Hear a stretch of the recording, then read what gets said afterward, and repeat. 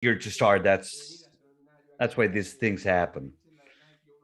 So it's an honor to have Rachel here, and since it's an honor, and we're very happy, very glad of being also this afternoon with you, and we would like to thank each one of you that are logging on to this seminar, that are that want to grow, want to develop in this such an important area as it is to handle, to manage anger in our children, to get techniques, tips, ideas, advice. So, but before we begin, we need to thank in Educom the different schools, different associated schools that we are developing this program because we want parents to develop more tools to be able to connect to our children better. Before we begin, I would like to ask Carlos from the Grange School to for please introduce our amazing guest from today to Raychelle Lohman. Please, Carlos, how are you? Good afternoon. Lovely to see you. And we are so privileged tonight to welcome Raychelle Lohman uh, on the topic of helping our children control anger without conflict is the key, isn't it? And Raychelle is a professional counselor, and she is a speaker and an educator and a researcher, and has published several books already. You might have already come across some of her books, such as the Anger Workbook for Teens, the Bullying Workbook for Teens, and the Sexual Trauma Workbook for Teen Girls, books that have been translated in several languages. Raychelle has expertise in a wide range of issues affecting teenagers, adolescents, from anger and aggression to anxiety and depression to sexual abuse and bullying. She also writes the Teen Angst blog for Psychology Today. Raychelle attended North Carolina State University, where she received her BA in psychology, her master's degree in counselor education, and her PhD in counseling and counselor education. Raychelle, who you'll be able to listen to in just a moment, has over 20 years experience in the counseling profession, and she has devoted much of her time to working with children, adolescents, parents, and educators. In other words, most of the people who are here tonight. She's passionate about what she does, and this will show in her presentation, and she strives to live out her personal mission statement, as she stated prior to our talk tonight, of helping others transform their lives from the inside out. Thank you, Raychelle, and we look forward to your talk. Muchas gracias, Carlos. Y antes que comience, Thank you very much, Carlos. And before Rachel begins, I would like to remind each one of you that in your screen, you have a globe-shaped icon, which is the key for the language that you want to listen to. Now I'm speaking in Spanish, but if you selected English there, the interpreter will translate everything I say simultaneously. And if you selected Spanish, you will hear me directly. And whenever Rachel speaks, you will be able to hear her translated, interpreted actually in by the people that are doing this possible, making this possible. But and lastly, I would like to remind you that if you have any questions, that go ahead, post them in the chat because after that we will have room where Rachel will be able to answer each one of our questions. So I would like to remind you, we will leave a message in the chat box to explain everything again for those that join later. But remember that in the globe icon, you can select whether you would like to hear this in Spanish or English. Now, Rachel, let's go with you. Thank you so much, Daniel and Carlos. I am excited to be with you this evening to talk about a topic I'm very passionate about and have spent a lot of my personal career devoted to helping educators, parents, and children who struggle with anger and aggression.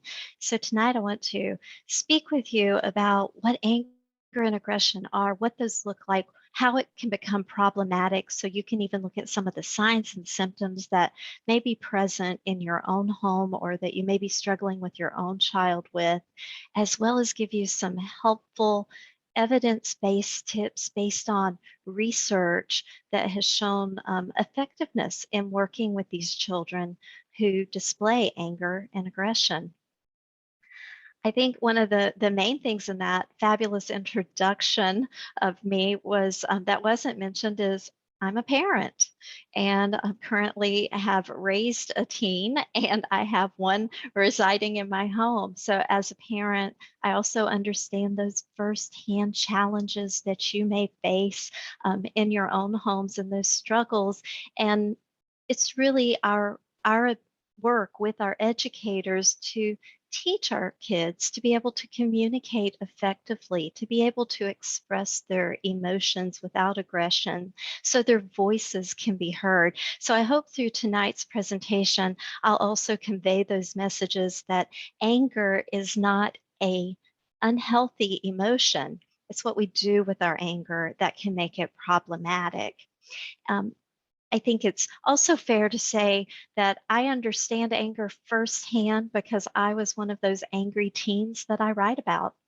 And I still have proof on my childhood bedroom door when I go back to visit my parents of where my own anger got out of control. And I had picked up a book off of my dresser and I threw it at the door and knocked a hole in the door. And I wish I could go back and talk to that angry young lady with all of the knowledge that I have now. But what I've decided to do instead is something that I can do, which is move in a forward motion and help children express their anger more effectively. I remember the book to this day that I threw at the door. I remember being angry, but I cannot tell you what made me so mad at that particular time in my life. So as I've continued my career, I've worked in schools for over 20 years as a school counselor. I am a private clinician.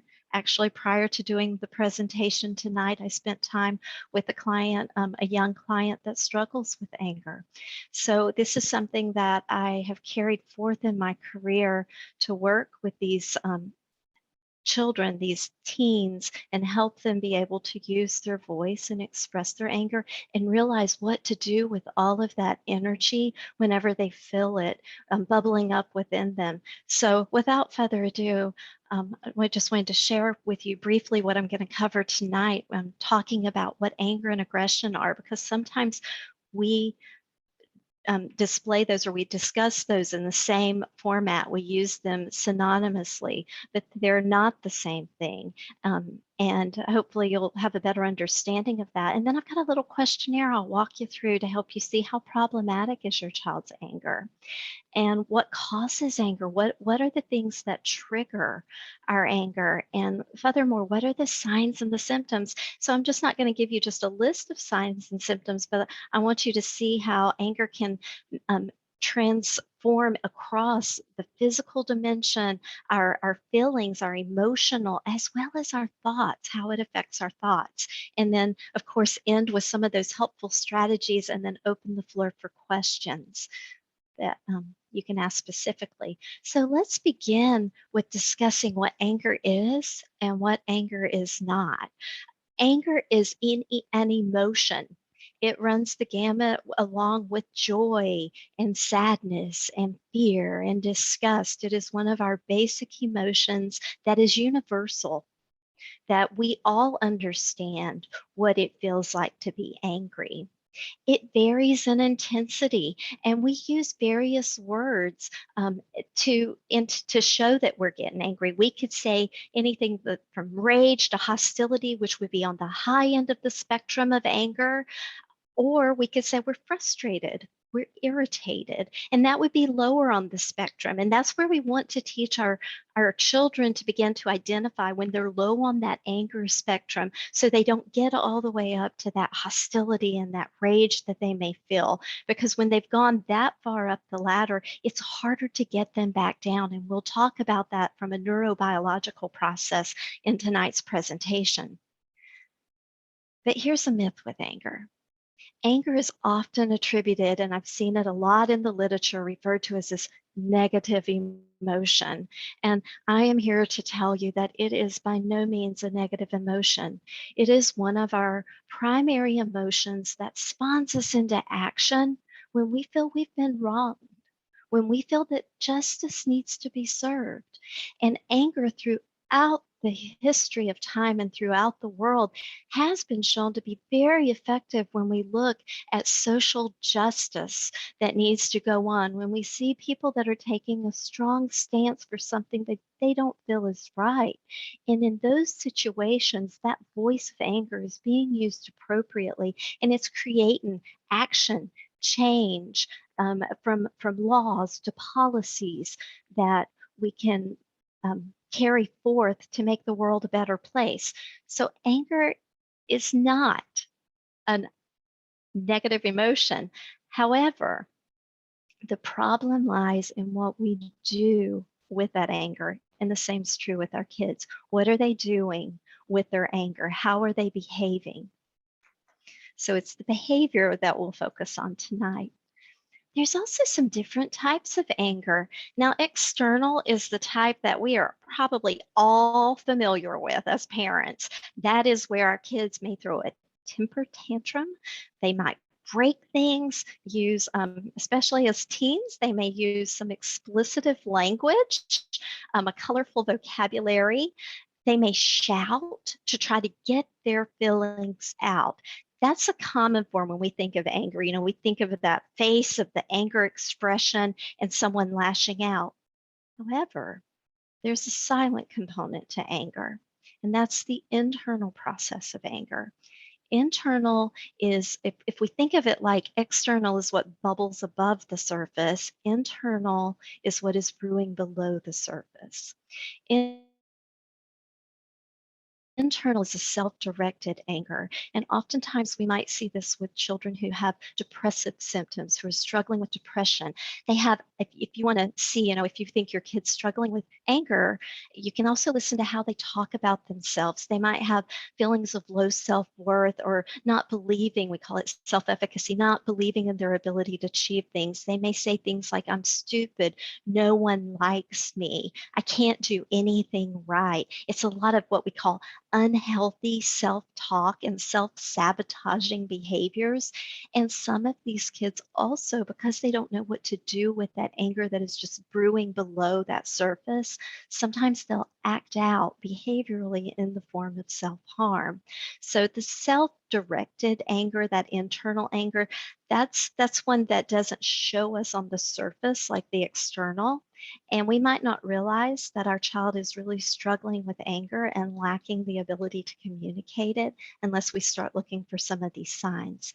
There's also the passive anger, and that anger comes out behaviorally as far as kids that'll give you the silent treatment. You know, when in my own home, I have a teenage daughter, and when I do something that she doesn't like, you know, she just cuts me off with her words. She won't say anything to me. It's like I don't even exist sometimes.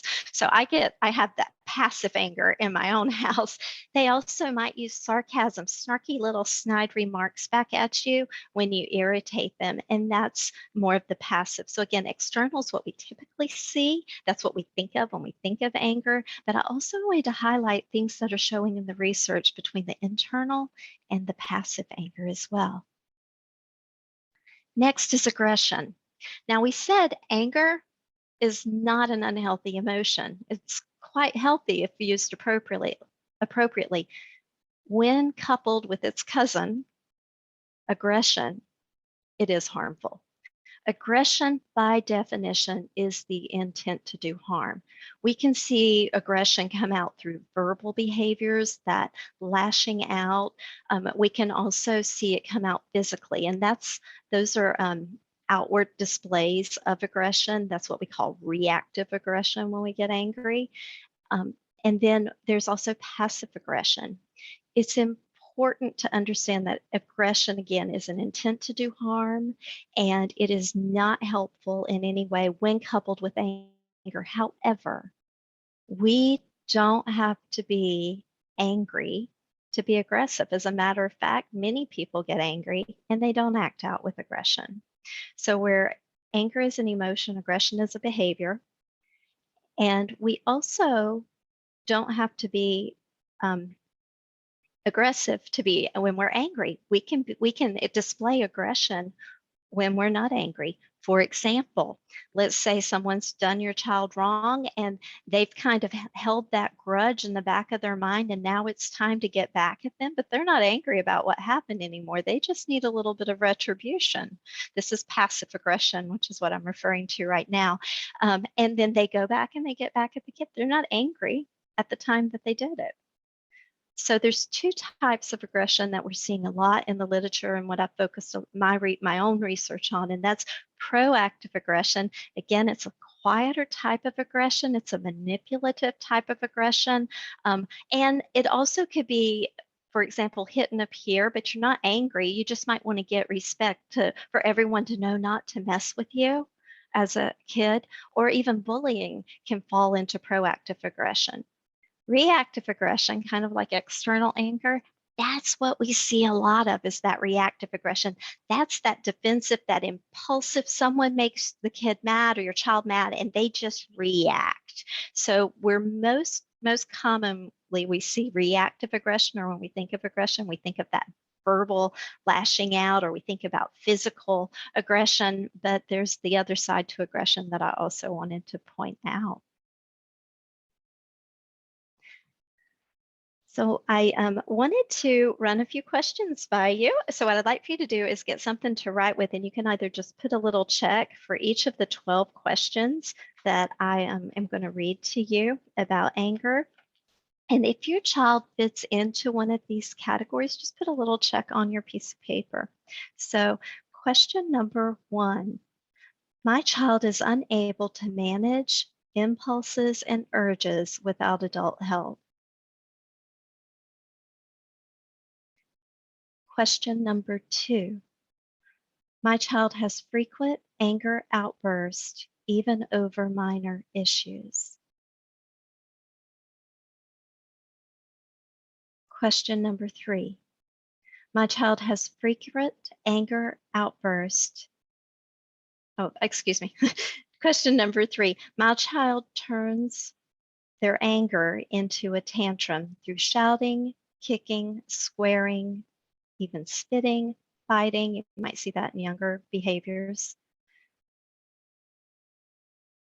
The next question, my child is frequently disciplined for anger issues. How much grounding and disciplinary measures are you having to take with your kid? The next question, my child has difficulty bouncing back from a frustrating situation. You know, those kids that kind of hold on to it and seethe. They don't let it go. The next question is, my child frequently gets into fights.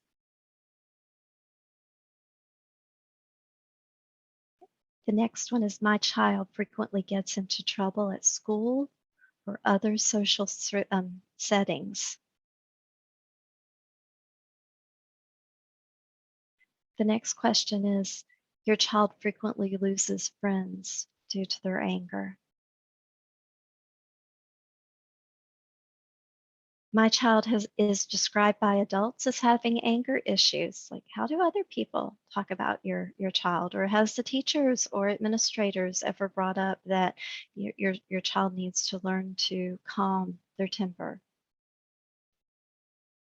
These also may be, some of these questions may be a continual theme throughout your child's life, especially if they've struggled with anger. The next question, my child behaves recklessly when they're angry, and their anger poses a safety issue. So we're talking about that impulsive anger, that external and reactive aggression. The next question, my child is often sullen, silent, and holds in their anger. Again, that internal anger that's bubbling and brewing below the surface. And the last question is, or statement, excuse me, is my child verbalized, writes about, or draws pictures of violent and aggressive acts? So this could come out particularly in writing prompts at school or in art class, or even if they're doodling on their papers, you might see pictures with swords or weapons. You might see some writing about wanting to hurt or harm other things or destroy property. So with those 12 questions, just add up all of your checks and just take a look at those. Now here's the trick. I've not got an answer to what's gonna is high on the scale. But this is a good, what I call baseline assessment to see where your child is with some of these questions. Because if you answered more than 50% of these questions, then it's obviously that anger is impairing, excuse me, anger is impairing your child's life in some way, what we call as clinicians, their functionality. And that could come across at school if it's impairing their academic performance or their social interactions at school. It could be impacting their relationships with you and their siblings at home.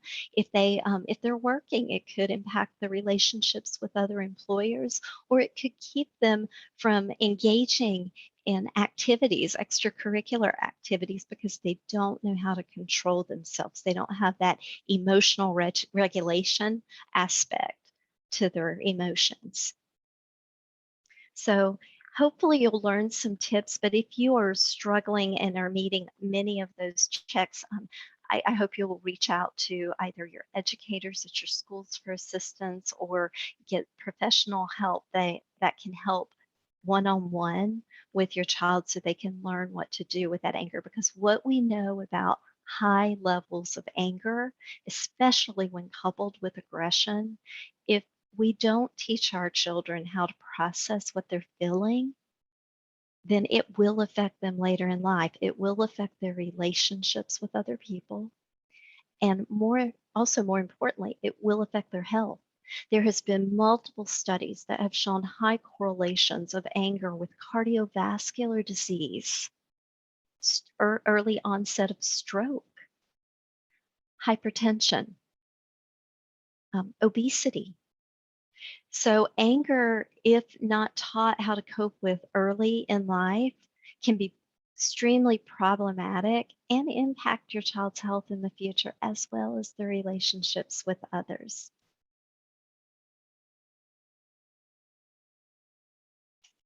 So let's talk about what causes anger. And to be honest, there are multiple things that cause anger. But one of the key things we want to look for is that information that you just gathered in answering that questionnaire gives you a baseline for your children. I want you to think about your teen and what triggers their anger. Actually, I'll go a little aside here. I want you to write down just like 2 or 3 things that you think irritate or really trigger your child's anger. Give you a second or two to do that.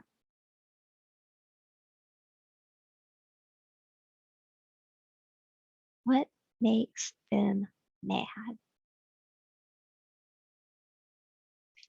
And just for the fun of it, not that you're going to be sharing this, but put a couple of things to the side that triggers your own anger. For example, if your child talks back to you, is that an anger trigger for you? Is that something that irritates you? Or if you're on a busy highway running late to something, is that something that triggers your frustration? What triggers your anger?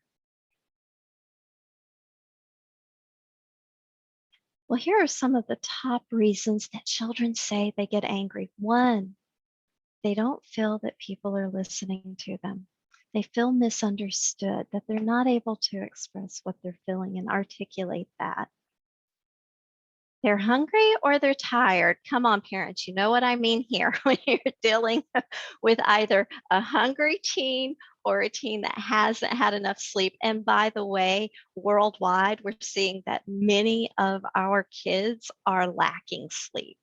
So, just making sure that they get that recommended amount of sleep, which for adolescents, an adolescent stage of development, they're needing about 8.5 to 9 hours of sleep each night.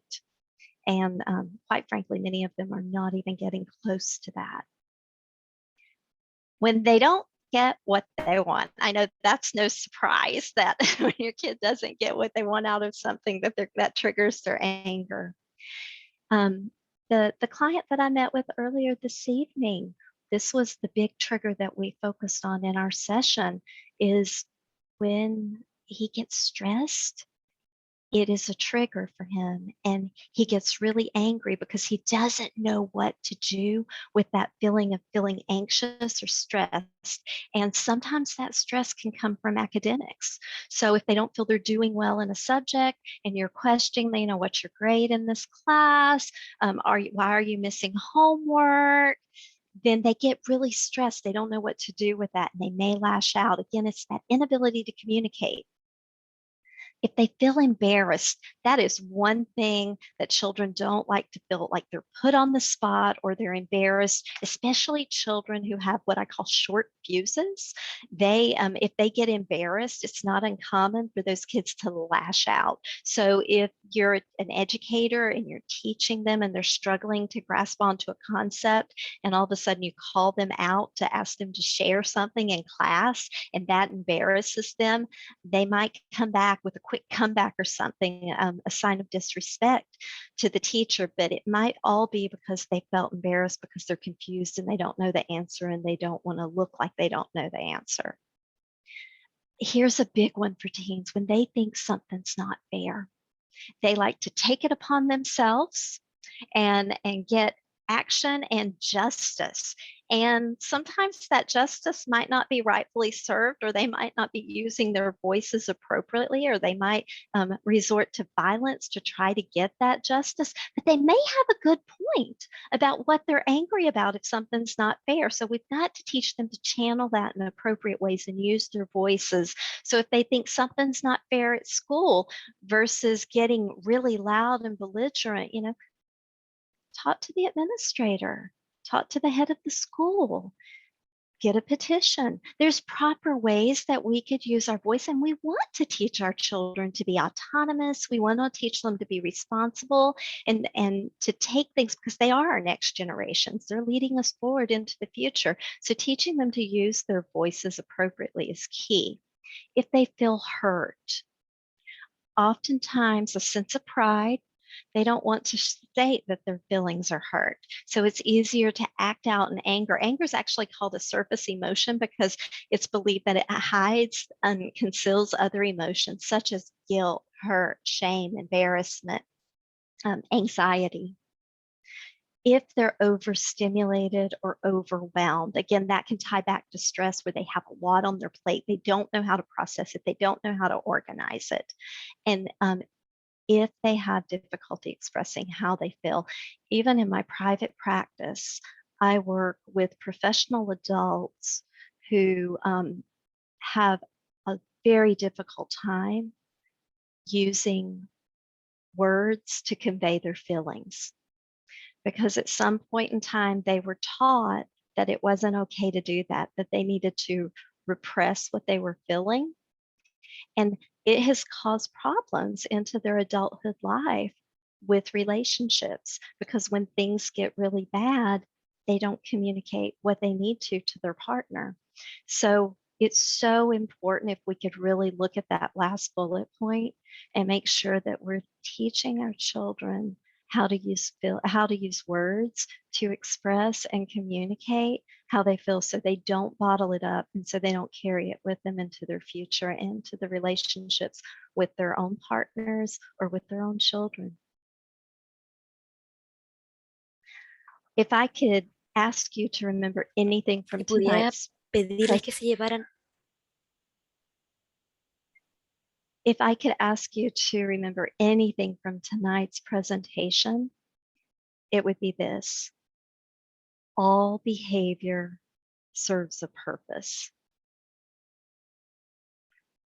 Behavior is a form of communication. And perception is reality. Now, what do I mean by all of that? Basically, if your child is struggling with anger, know that the way they are acting when they're angry is serving a purpose. They're having a need met, right or wrong, a need's being met. That's why they keep resorting to that behavior. When we figure out the purpose behind the behavior, then we can begin the foundational work to help them work through that anger. So finding out the purpose, and it is hard, I will tell you, even as a clinician, because anger is a chameleon of all emotions and it likes to camouflage. And children aren't so, and neither are adults for that matter, they're not so freely giving of information. Sometimes they don't even know what the purpose is. But as parents, watch your child, really pay attention, observe what their triggers are that we talked about, what it is that is driving their behavior. And I'll be honest, I've worked with some teens and the purpose is to wear the parent down to get what they want. I've even seen it in the school system too. It's to exhaust because they have learned by a process of positive reinforcement throughout their life that they can just wear you out and then eventually you don't have any more, like there's no more fight in you to give to whatever the topic is. And then I've seen so many parents go, fine, whatever. That's not what you want to do, because for this particular child, they're going to keep on going and it's not going to stop until they learn that that behavior is no longer serving the purpose that they want.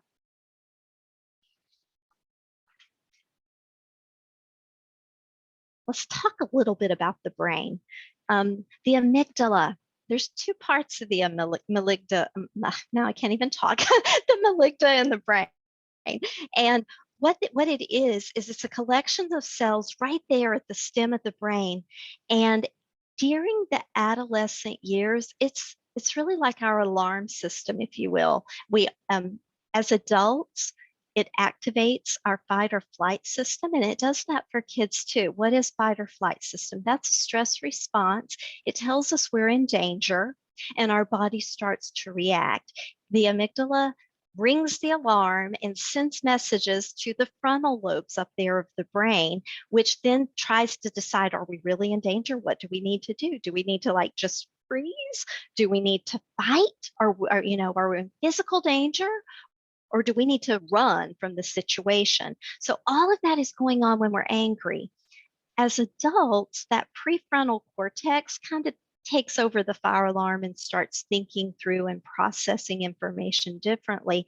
As kids, the amygdala keeps ringing the fire alarm because that prefrontal cortex isn't fully developed until around the age of 25.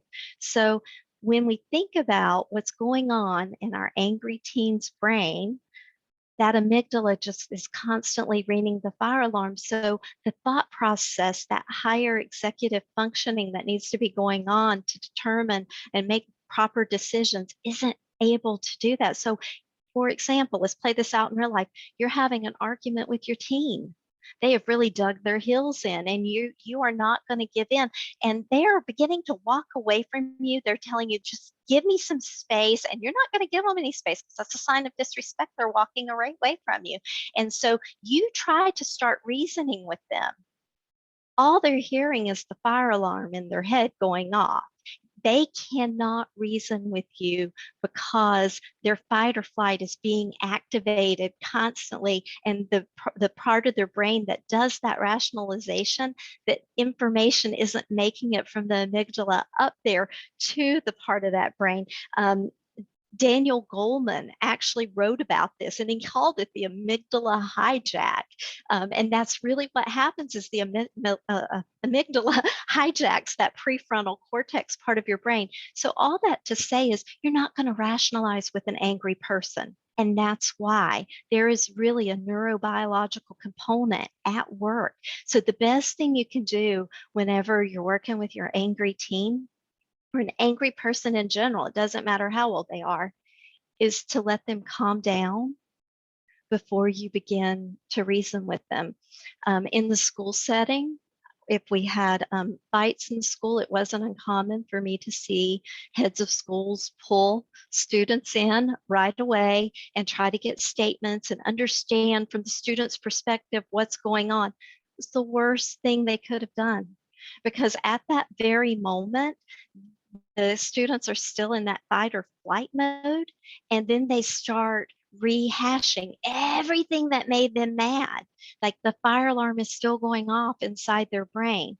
We need for that to silence. We need to calm them down before we can work with them. So I'm not saying don't give consequences as a parent, and schools shouldn't give consequences. I'm just saying the best time to do that is whenever we have them in a calm state, because then the prefrontal cortex is back at work doing what it's supposed to do, which is help them regulate emotions, think through and process decision making.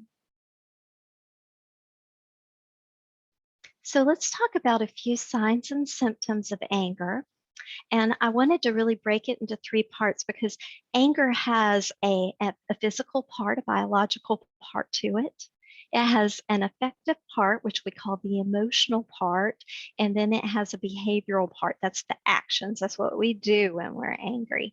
So from a physical perspective, because when our bodies go into that fight or flight mode, that stress response, we automatically start preparing to protect ourselves.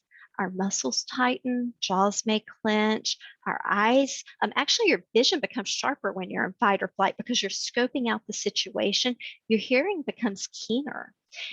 So you're really zeroing in on the environment. All this is going on whenever you're in fight or flight. Adrenaline and cortisol are being released into the bloodstream. So there's a lot that's happening. So it's no wonder whenever people start to come down when they've been at a very heightened sense of anger, to have these headaches because of all that tension that's going on in the body.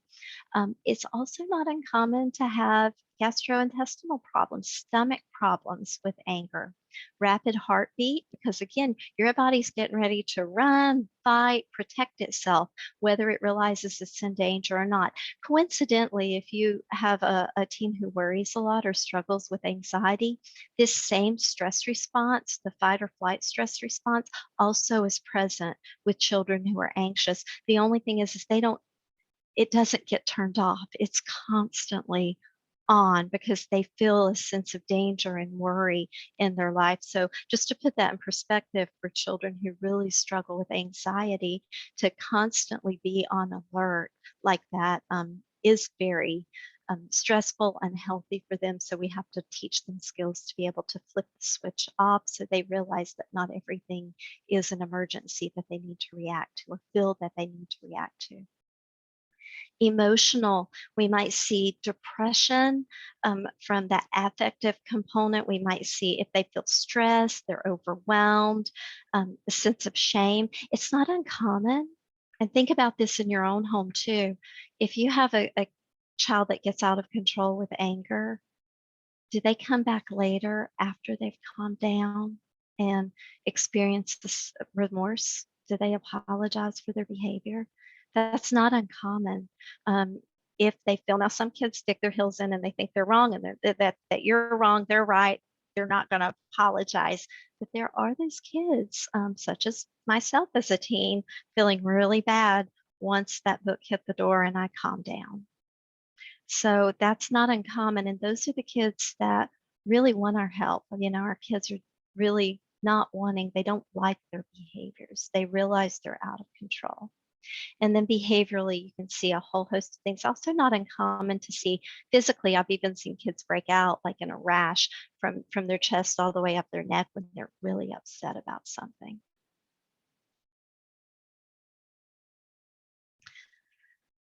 We've talked about some symptoms, but I also need to bring to note that anger is a symptom of some more severe mental health issues or diagnoses.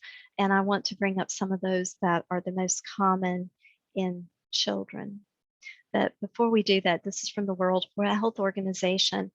And unfortunately, we are beginning to get more data points in on children during COVID globally, and we're really beginning to see the impact that this pandemic has had on not only adult mental health, but also youth mental health, particularly in the times of quarantine.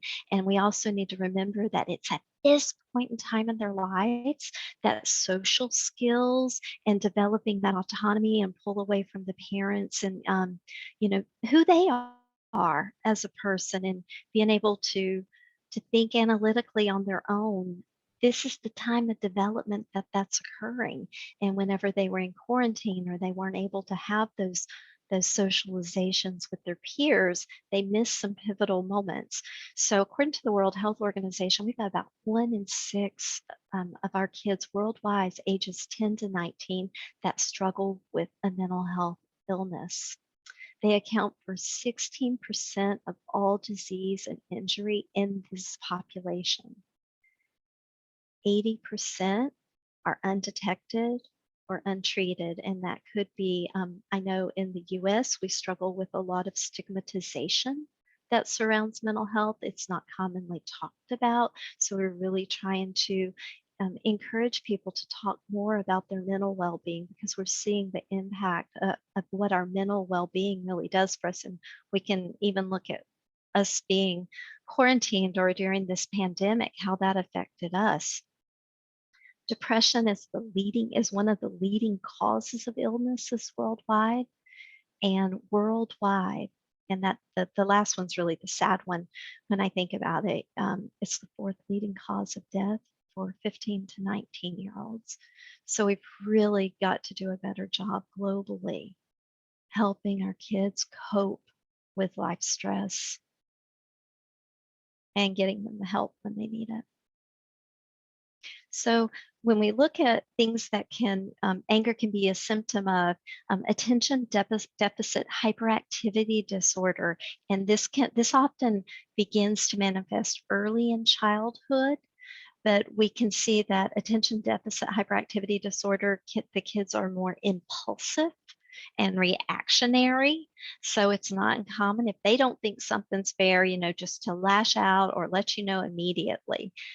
Anxiety, which typically we start to see that manifest in the teenage years more. And anxiety is one that kids don't know what to do. As I gave you the example of my own client that I'm working with that's highly stressed, they don't know what to do with that feeling that's just eating away at them, and they don't know how to express it and communicate it. Depression, oftentimes when people think about depression, they think about feelings of sadness, hopelessness, isolation. But we know in adolescence, the symptoms can be different from that of adults. As a matter of fact, one of the top symptoms of clinical depression in children is anger. So, watching and again, listening for the words that your child uses to describe themselves as far as low self-worth, not feeling good about themselves. And then if they're just lashing out on every little thing, like there's not something that is sparking that anger, that's a sign something deeper may be going on, especially if you see changes in their hygiene. If you see that their friendship groups changed, or maybe they're isolating themselves in their bedroom more, they're not sleeping as much, they're eating too much, they're not eating enough, all flags for depression. If they have a learning disorder, and we see this in school, and oftentimes these are detected in those earlier years of school, but sometimes they make it to the upper grade levels, and they struggle with the learning disorder, and it fell through the cracks. It wasn't caught. So if they're struggling with math and they're going to mathematics every single day, and they're not able to express, they don't feel smart. This is something that could irritate. This can be very frustrating to them. And we can even see they don't want to go to school anymore, or they have chronic absenteeism because of that. Sensory processing issues is another one. These are kids that are sensitive to sounds and their environmental changes, which also ties into autism spectrum disorder. Oftentimes, many of the children that fall on the spectrum for autism struggle with sensory processing. So these are just some things that I call beyond anger. We get into the clinical realm of what's going on with children. And this would require you talking to your educators or getting more assistance professionally from clinicians in your community, or even talking to your child's doctor.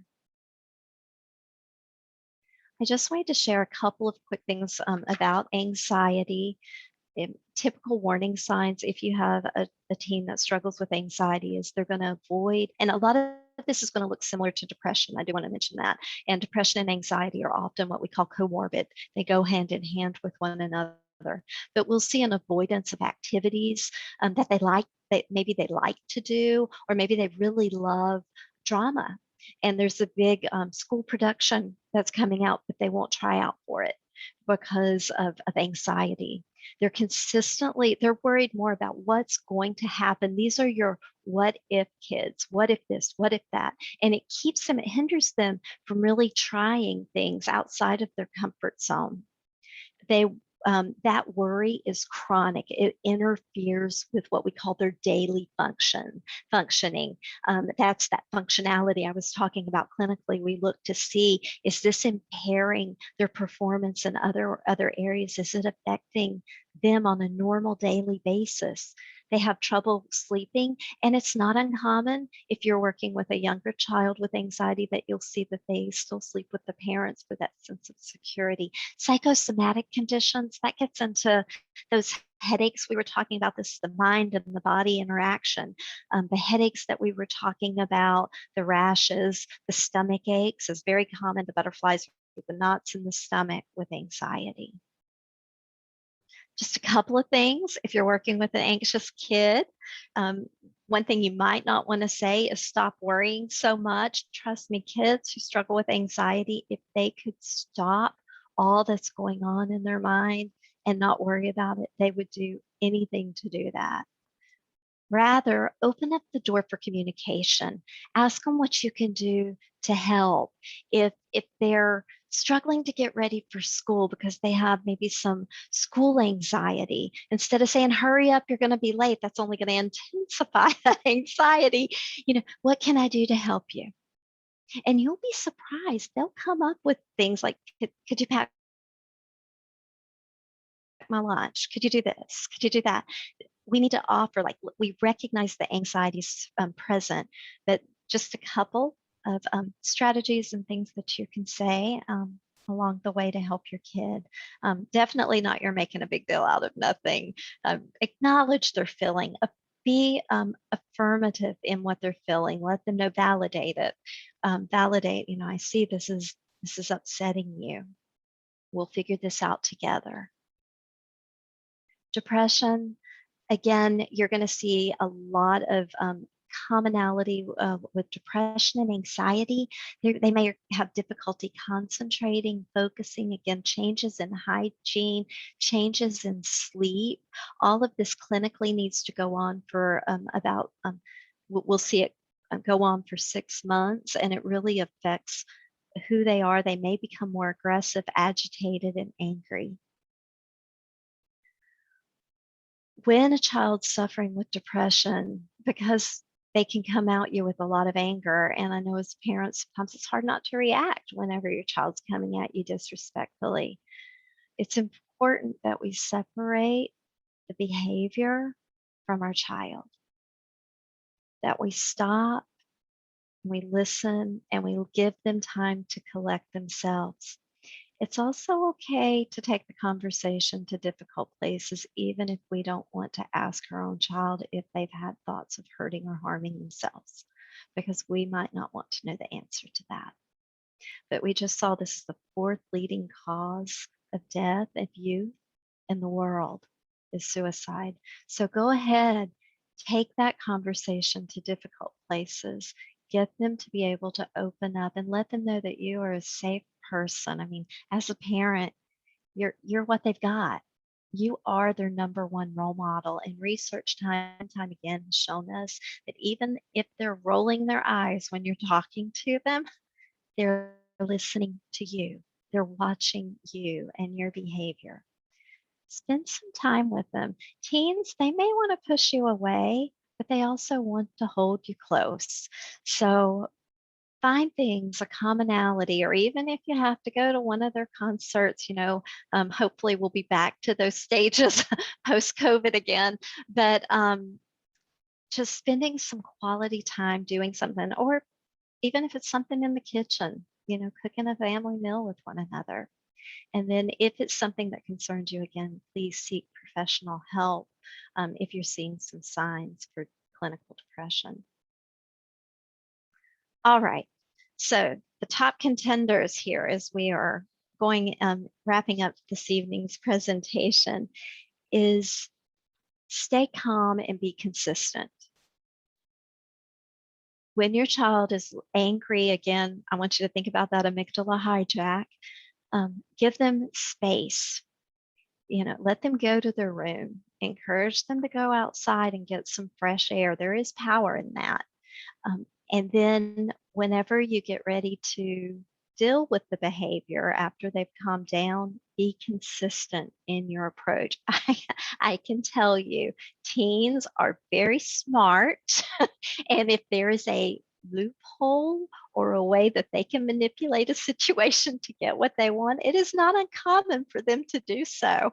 So that's why consistency is very important. And that's the number one thing that parents struggle with, that I've seen in private practice, that I've seen in giving speeches to multiple populations, is they struggle with that consistency. Again, especially if you have a child that is going to wear you down, dig their heels in, and just get you to give up, give them what they want.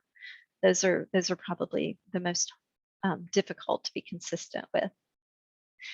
There's that proverb, patience is a virtue. And if you're raising a teen, that is absolutely true.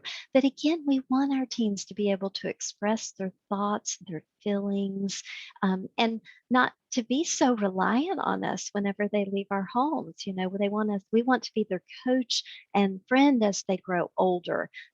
Now we are their coach. We are encouraging them. We take different roles as parents as our kids get older. And, when they're young, we're really guiding them, we're directing them, we're giving them a lot of advice. And then when they get to those teenage years, we begin to move to the sidelines, although we can still run out on the field if we need to. But when they become adults, we do want them to see us as someone that they can come to, but not necessarily going to have the ability to solve their adult problems when they get older. So just encouraging them to be able to use those words, and that we can be calm and consistent and present with them. Speaking of words, let's choose our words wisely when we're talking to the teen. Again, it goes back to understanding when they're calm, instead of saying when they're really angry, how are you feeling? As we've talked about, a lot of teens don't know how to express what they're feeling. So rather just ask them something like, you seem really worked up. Let me help you calm down. I'm sorry you're so upset right now. Why don't you go out, get some fresh air, and let's talk about this. Letting them know that you see they're upset, but not engaging in that conversation when they are angry. I had you write your triggers down and your kids' triggers. Go back and look at what you wrote down towards the beginning of the conversation for your kids, and avoid those. Those are things that you don't want to intentionally set off with your child whenever they're angry. So avoid those triggering events. But more importantly, we want to teach them to understand what their triggering events are. Because when you're aware of what a triggering event is, you can avoid it possibly, or just being cognizant, knowing that this is a situation I tend to get upset when I'm in. just knowing that and having the power to have this internal dialogue with yourself, like, okay, I know this really is upsetting me. I need to take deep breaths. I need to work through this is really important. So knowing your triggers and having your, ask your team. I gave you 10 at the beginning of the presentation, but if you don't know what your team's triggers are, ask them, what is it that really irritates them that others do? They'll they'll probably tell you quite a few, or if you're up for it, you can ask them what you do that irritates them, and that'll be a couple of triggers too. And then maybe you can start a dialogue and tell them what they do that triggers you. Some of the key signs to watch for changes in mood and demeanor of your teen, this is particularly if they're going up that anger scale or escalating.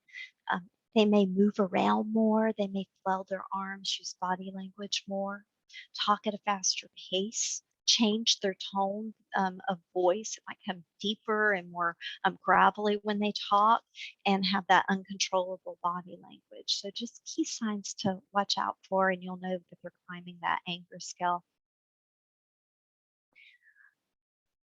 One of the fundamental things, I call this back to basics, that we need to make sure that gives us the foundation for helping our teens is making sure they're eating healthy. When we put fuel in our vehicles, if we put poor fuel in our vehicles or bad fuel, it's not going to run as efficiently as if we put good fuel in our vehicles. So the same is true with the body, just focusing on what nutrients we're putting into our body, making sure that our teens are getting enough sleep. And as humans, we're meant to move. So making sure that they are moving, they're growing, they're changing, their bodies are developing. They need to be exercising and moving around. There's actually, with depression, there's been studies that have shown that these three elements can be as effective as medication in treating depression. So this really is the basics of our survival that we need to be mindful of. We've already spoken about providing space and making sure that our teens have space to calm down. And that might be wherever that is, their room, outside, wherever that may be, just giving them that space, because you're going to be more effective in reaching them and teaching them and coaching them when they are in a calmer state of mind. So you can create those outlets for them. Outlets are also important. I oftentimes look at how kids release their anger. Some are physical. We've talked about that. And I've had parents purchase heavy bags to put in the garage or in a room of the house, so their kid can actually hit that and work out their anger. Some kids might want to run. They might want to pound it out on the pavement. Some kids may want to play soccer. They may want to play basketball. Whatever it is, if you have a physical kid, the worst thing you can do is have them sit down when they're angry. They need to move. So it's really important that we're attuned to what our children need. So don't follow them around, as we've already discussed. You can discuss the consequences later. You'll get further if you wait till they've calmed down.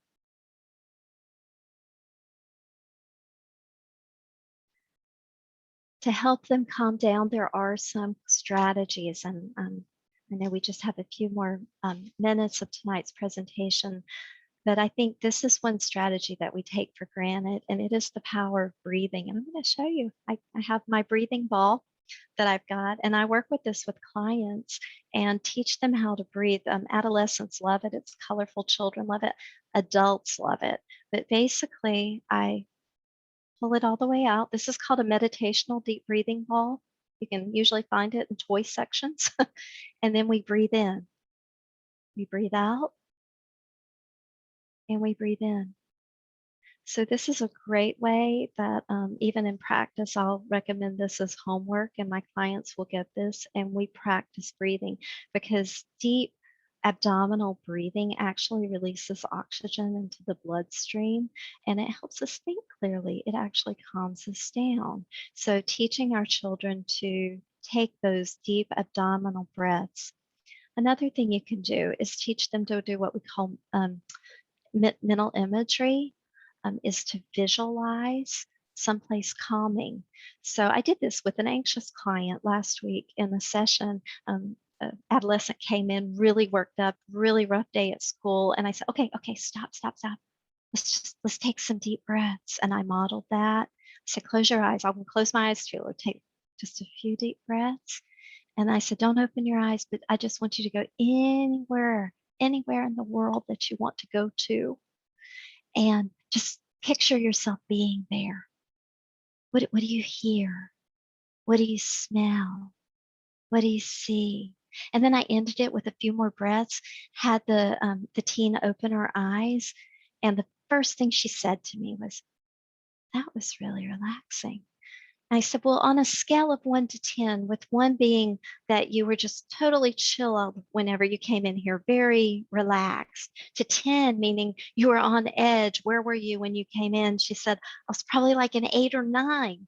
I'm like, okay, well, where are you now after we've done this exercise? She goes, I'm like at a 3 or 4. So just the power of 2 minutes of helping her work herself back down. So then we could get further in the session versus if she just sat down and like, well, tell me what happened during your day, because we would have stayed up there at that high level. So I love the power of scaling. Teaching them to live in the moment. I did that at that point in time with that client because I had her tap into her senses. What do you hear? What do you see? Describe to me where you're at.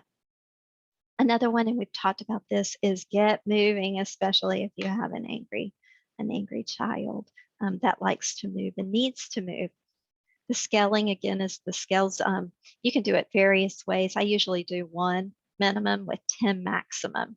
And teens are really good at reporting that. And you can ask them when they're upset on any emotion where they are on the scale. And it gives you a good baseline for how they're feeling.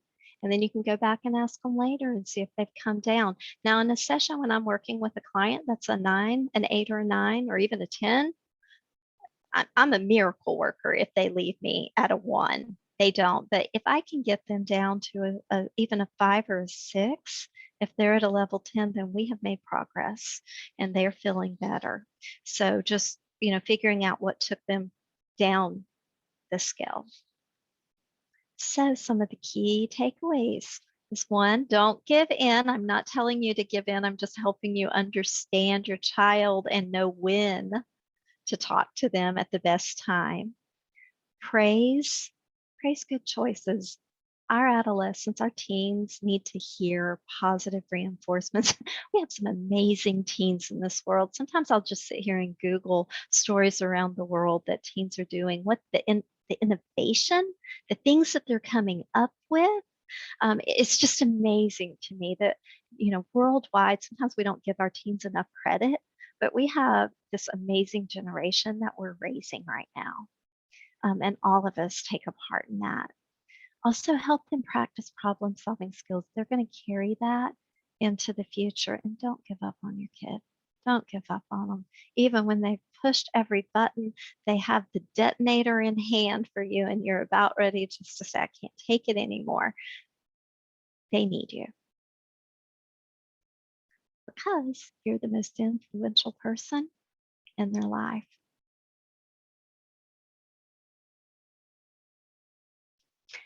And that concludes tonight's presentation. I hope that you're able to walk away with some strategies and tips to help with your own team and improve your relationship.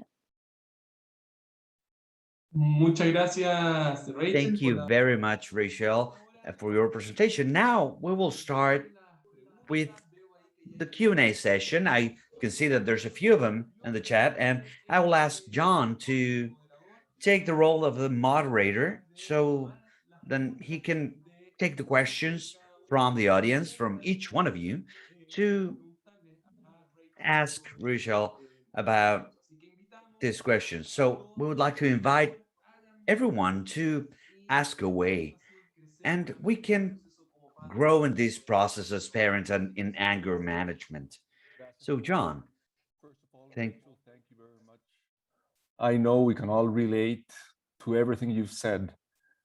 Personally, I have a teenager at home, and I know it's hard to to raise them and deal with their anger and their emotions. Huh? Our first question, Rachel, is from Giovanni. He asks, how can we help our children direct their anger towards healthy outcomes? Yeah, that's a good question. The key is to helping them understand what triggered their anger, because by understanding what got them angry and how they, and oftentimes I'll say, well, how would you like to behave when you're angry? Because oftentimes these kids, they don't like how they have remorse. They don't like their behavior. They want to change it. They don't know how to change it. It's become a habit for them to lash out or react however they're reacting. So what we can do is when they're calm, again, you cannot do this when they're angry. When they're calm, talk to them, let them know it upsets me when I see you get that worked up about something. Let's talk about other ways that you can channel your anger. For example, you really like to do to work on the bike, or you really like to cook, or you really like to play soccer or lacrosse or whatever, basketball. So helping them figure out other alternative means. And like I mentioned with the client that I worked with, the kid was basically punching holes in the house wall. And he said, well, that's not going to do well because the parents are having to fix the property. The kid's destroying their hand. Let's get a heavy bag. And that this family had a place that they purchased a heavy bag, got some boxing gloves, and what the kid did, instead of punching the wall, they knew they had a healthy outlet that they could go into the room and punch the heavy bag. So helping them find alternatives, behaviors, or places that they can display that level of anger they need to. That's non-destructive. Great, great. Alberto Abumor comments, he says, I can see that many of the things that trigger our children are normal things that happen in life. But it seems that younger generations react or overreact more than what we used to do or the way we reacted when we were children. That's an excellent observation. We've got to remember this younger generation that we're dealing with. They live in a 24/7 world. What I mean is technology is fast-paced, it's evolving. Even their television shows that they're watching, they can watch straight one episode after another, where before in the past, we might have to wait through seasons, right? But they don't have that patience built into them because we are constantly feeding them through social media and technology. And we even have social media that is particularly targeting in on our children, that's keeping them where they want to keep coming back to the social media. So as parents, it is difficult because we are fighting, we are competing, I guess, in a world that is 24/7 fast paced, and that's affecting them emotionally. So that's very astute observation that was made, and I'm seeing it as well. And that's why we as educators, parents, really need to get on the forefront of helping teach our kids how to cope, because they're lacking coping skills. Mm-hmm. Paola Nicole asks, would you recommend to use all of these tips with 5-year-olds? You have to, the tips for calmness, consistency is huge. The earlier you start this, the less trouble you're going to have as they get older. So the key is starting it at an early age. Teaching consistency is really important when working with children. Also teaching them to use their language, teaching them to calm down. You can teach a young child to breathe. I often use, I wish I had one. We call them pinwheels, where you blow on it and it spins different colors. Often those are great for little kids to teach them to blow on it, watch the colors. It helps them calm down. But teach them how to we call it self-soothing, soothe themselves, calm down. These are absolutely skills that you can work on with a 5-year-old. And if you can hop on it at an early age, it's going to be easier for them to be able to regulate their emotions as they get older, because they're going into life with coping skills. healthy coping skills. Okay. Javiera asks, how can we intervene when we see that our child is starting to get angry? Go ahead and tell them to, I see you're getting really upset right now. Why don't you go listen, if this is a teenager, for example, why don't you go listen to your music, calm down. I'll give you a few minutes and I'm going to come back and we'll talk. We'll talk through what's upsetting you. Space. Get them to come down with space, because if you try to use logic and reasoning when they're starting to get upset, it's most likely not going to work. You can also, if you feel that your kid is going to be able to talk to you, then you can say, I can see you're getting really upset right now. Why don't we process through this together? I want to help you. Tell me what's got you upset. And they may struggle with the words for what's got them upset, and they might not be able to pinpoint it. And that's where we can help guide them as parents. Okay. Are there any books that talk about this topic in greater depth? Maybe some books that you could recommend? I have I have written, and I don't know if it's been translated into Spanish. It has been translated into other languages, but the Anger Workbook for Teens, I teach a lot of skills. There's 2 editions, and the second edition I really built from the first edition and taught a lot more of those grounding skills, the breathing, the mindfulness, the vision skills, and also teaching children not to hold on to problematic thoughts or troublesome thoughts and fight with them, but just to realize that they're a thought, nothing more, nothing less, so they don't give power to their thoughts. Because if we could change negative thinking or unhealthy thinking, we would. It's not quite so easy. But the Anger Workbook for Teens, there are some other books for younger children. I'm Not Bad, I'm Just Mad is another really good workbook that you can work through with younger children. But there are some really good resources.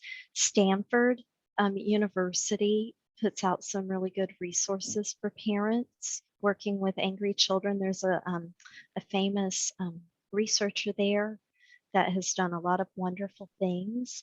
I also like UC Berkeley, University of California at Berkeley does a lot of really good research and has a great resource called The Greater Good. There's wonderful videos. They're constantly pulling in other researchers and sharing top-notch research that's out there, and that's called The Greater Good. I think it's .com if I'm not mistaken. Might be .org.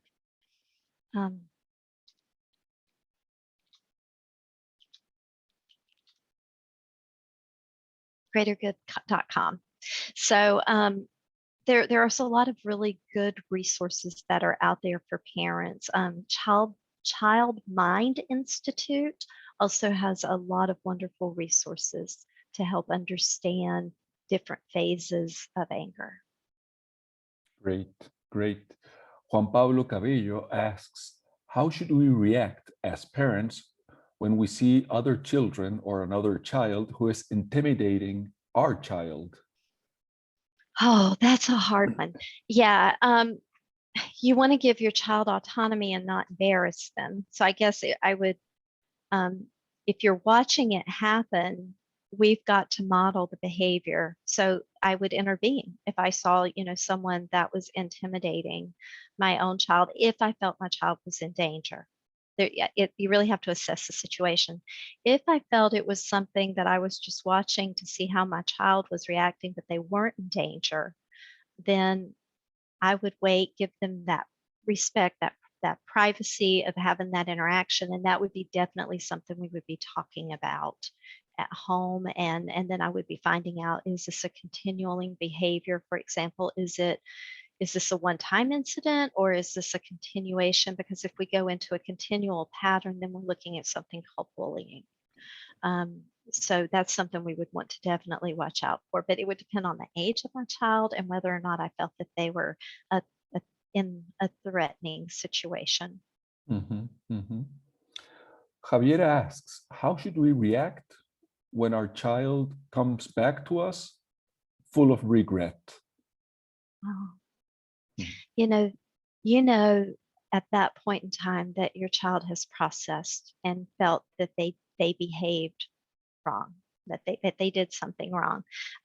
So sit, listen. It doesn't mean now some I've worked with kids that also do that to go back to get what they want. So you have to assess the situation. I do love working with teens. They're a challenge, but for the teen that really comes in is remorseful. Process, listen, but remember consistency. If their behavior was so out of control and that they do get the consequence of whatever you need to do as a parent, because we're still in a teaching mode as parents.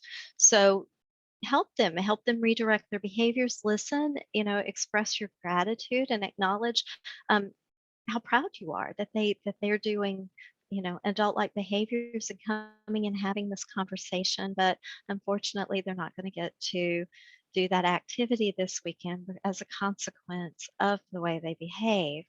But that's really important, and that's that consistency part that I was talking about. Okay. Sophia Papas asks, as parents, we deal with a lot of stress ourselves. How can we calm our stress or deal with our stress in order to react appropriately to our children's anger? We need timeouts as adults. If you are on edge, even if you scale yourself, like, okay, after work today or with everything I had to deal with, I'm like a level 8 right now on my scale. So I'm not going to be able to deal most effectively with my child. So especially with the teen, let them know I need space right now and we can talk later. But you're absolutely right. Like, one of the things that parents are reporting more burnout now, especially during the pandemic, than ever before. They're between everything that's going on and then managing all of the different things in our own lives as well as our children's. We're burning out. So we have to practice what we call self-care. I oftentimes think of whenever I get on an airplane that the flight attendant stands in front of the airplane with the oxygen mask, and the first person they say to put the oxygen mask on is you, because we're not going to be able to help others unless we take care of ourselves first. The same thing is true with parenting. We have to take care of ourselves. So if you're feeling stressed, if you're feeling on edge, realize, as we're talking about teaching our kids to recognize their triggers, realize where you're at emotionally. And you're probably not going to be on your best A game to deal with your child that's going to push your buttons at that point in time. So try to find ways to relieve your stress. Go out, take a walk, do something that you enjoy doing to re-energize. Great. David asks, how can we explain a young child about or how to acknowledge anger so that he may understand it? Yeah, a lot of times kids do really good with pictures and drawings. So having them draw how they feel, and sometimes you're going to get a little monster, or you're going to get squiggly lines of how they're feeling. That's not uncommon. And being able to say, what does that feel like right now? Does it make you sad? Does it make you mad? And even showing emotions. I love emoticons, and you can go onto a web browser and type in feeling charts, and you'll get all of these faces. I actually showed you one with the scaling that was actually geared towards younger children, and it had emoticons with faces on them. So it went from a sad face all the way to a happy face. You can do that with feelings too, and it'll specifically tell feelings, and you can say, okay, look at the pictures, which picture is what you feel, and then right below it is the word, and they can point to the face, and then you can help them process that feeling. Again, those are called feeling charts, and they're made up of emoticons. Osvaldo Refusta asks, I can see the role of psychology in dealing with anger. What is the role of psychiatry in all of this? Oh, that's a really good question. That's why I wanted to hit some of those clinical mental health disorders that we see that are common. And one I didn't really bring up that we're beginning to see that more teens have, but is being underdiagnosed, is something called intermittent explosive disorder. It's IED. And we also see it in conduct disorder and oppositional defiant disorder. So when we're looking from a psychopathology perspective, we see that anger is a symptom in many childhood disorders. And when we're looking at psychiatry, we we also realize that we might be dealing with what we call a biopsychosocial perspective. I don't want to get too deep here, but basically looking at all these different elements from our environment to our biological makeup to our behaviors, our personality that affects our psychological well-being. And sometimes psychotropics or medications are needed when we're dealing with children that have something what I call beyond anger. Anger is just a symptom of a more present, prevailing underlying condition. Carolina wants to know, where can she get the breathing ball?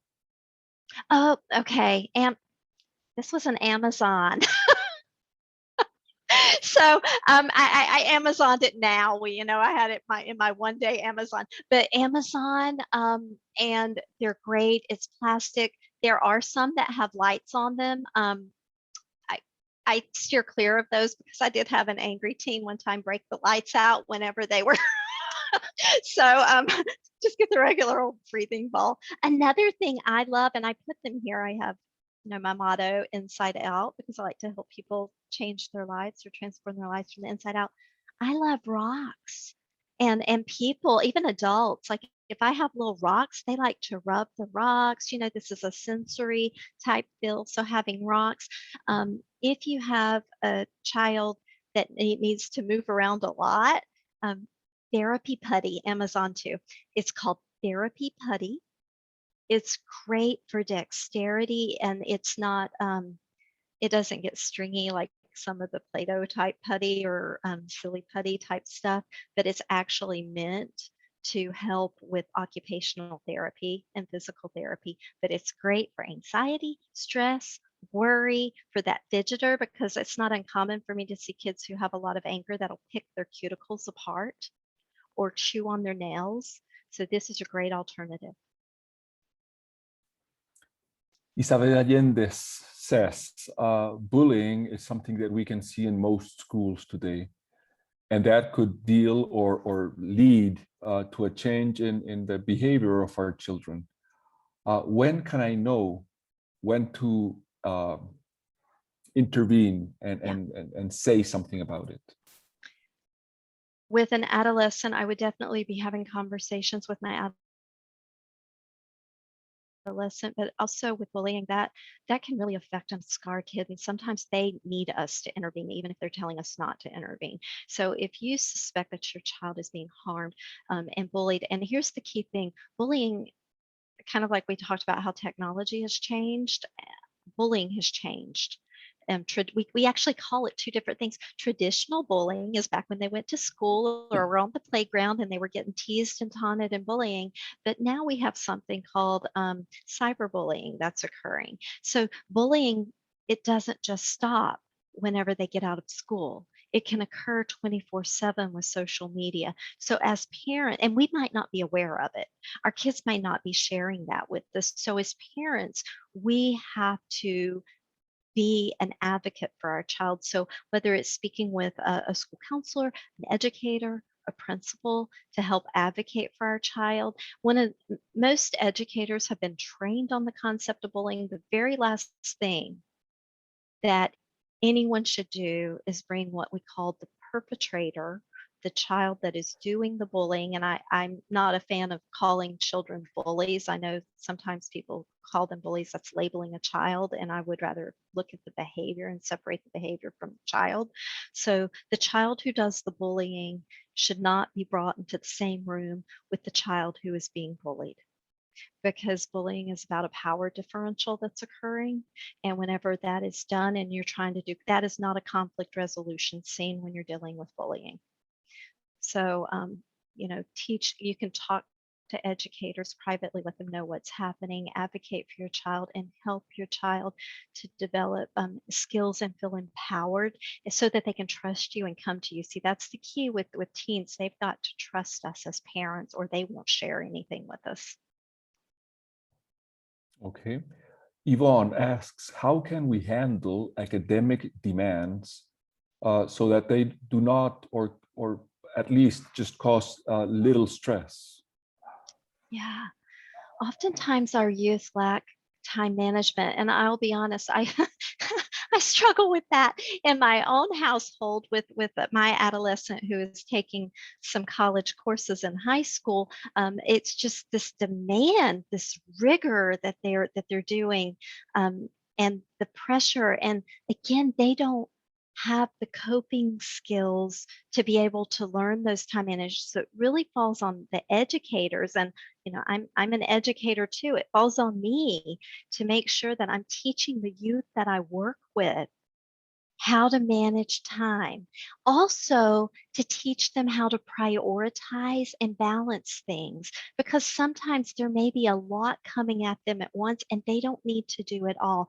These are for my overachievers, that perfectionistic child who wants to get all high marks, who has this unrealistic expectation that they're going to be perfect in everything. I wrote a blog one time called Perfectly Imperfect, because I think that really zeroes in on that perfectionistic behavior, but we're teaching them to balance and prioritize.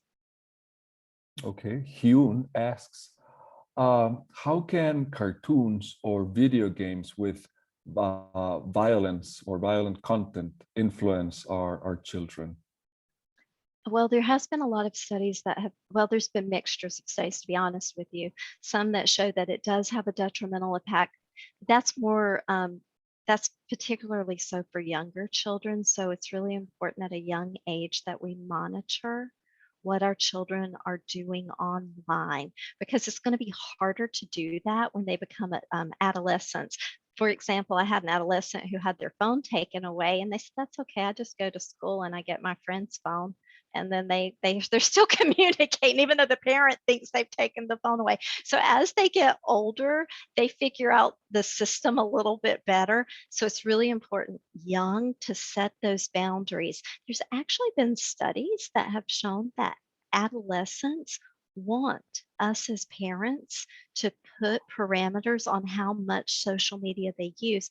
They don't want to have all that free time, even though they may say that. They really want us to intervene. And I'm a strong advocate of taking the device away at night while they're sleeping so they're not up, because they can lose track of time very easy playing games, watching streaming television shows, and then it's 2 o'clock in the morning and their alarm clock's going off at 6 o'clock, and they're not going to be able to function at school the next day.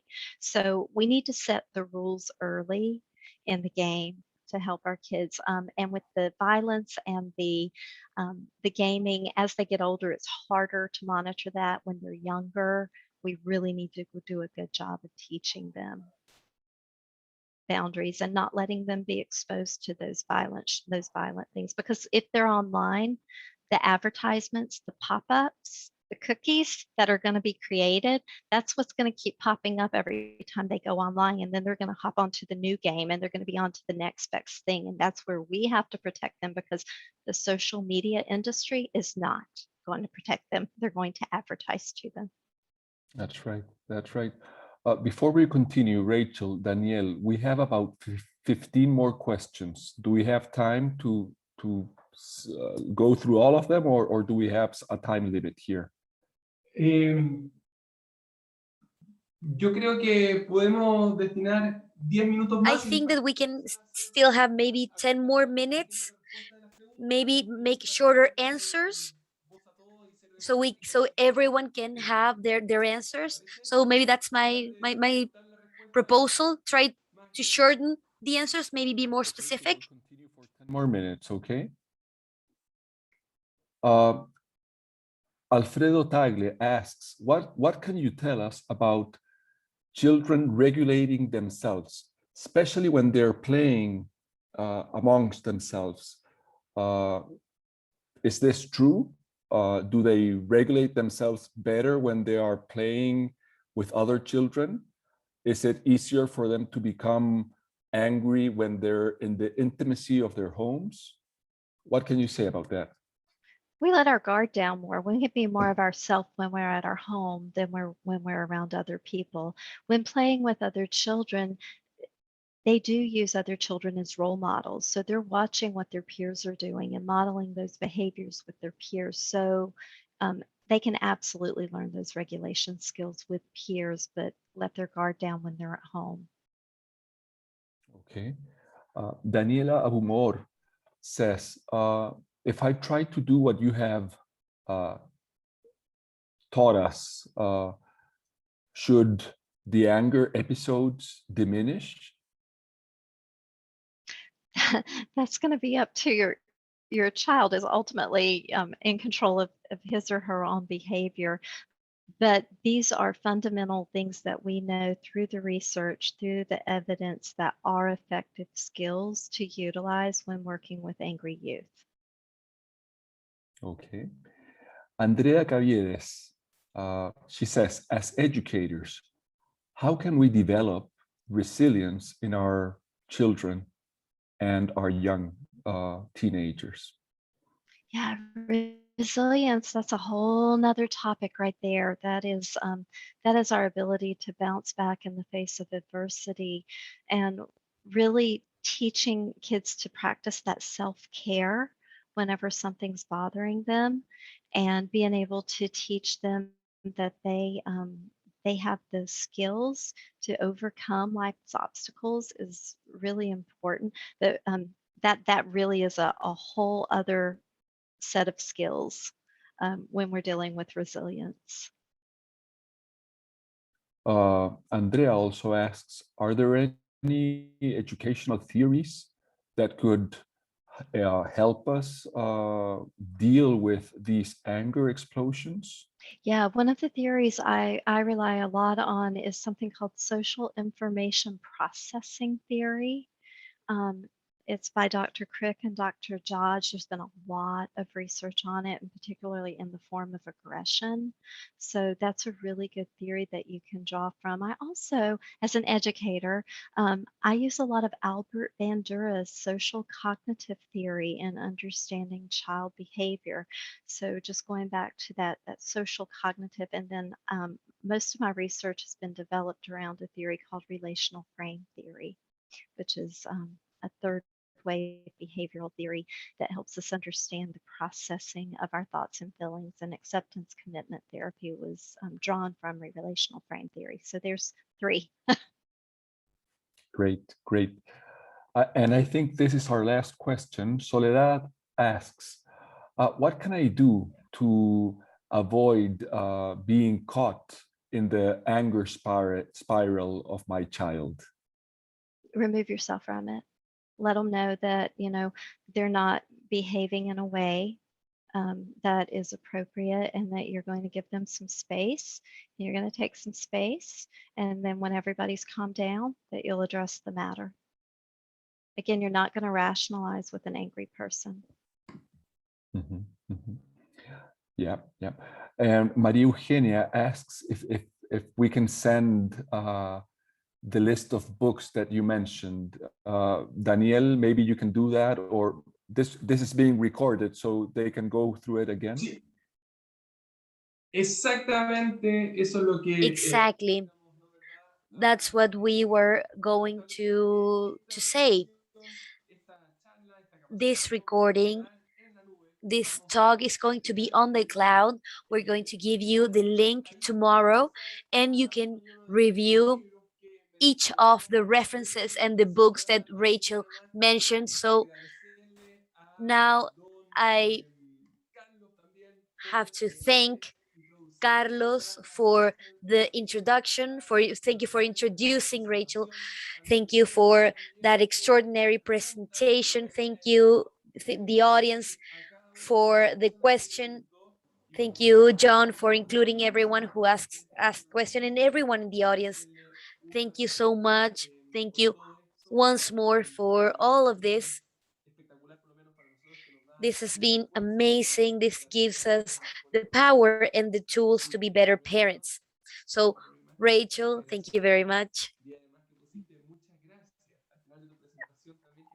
I saw that you wrote muchas gracias in Spanish in your presentation. Thank you for sharing with us. We appreciate that. Thank you, John. Thank you, Carlos. Thank you, everyone who made this possible. And we will see you again soon. I see a lot of messages on the chat, everyone appreciating this instance. And we are going to keep going with neuroscience the first week of November.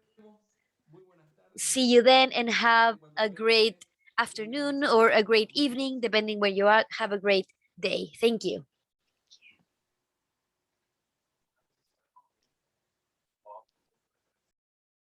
Ok,